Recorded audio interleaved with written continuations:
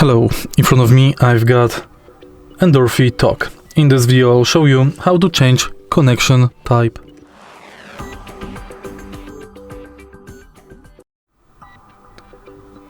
This keyboard can be connected in two modes, USB or wireless. To connect it wirelessly, simply connect USB cable here.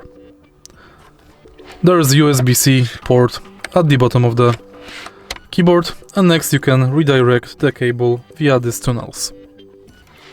If you want to connect it via USB, you have to also switch this button here.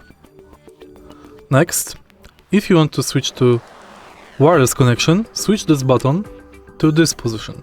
Now you can connect your keyboard via Bluetooth or 2.4G transmitter. If you want to turn off your keyboard, simply switch this button to middle position. And that's basically it.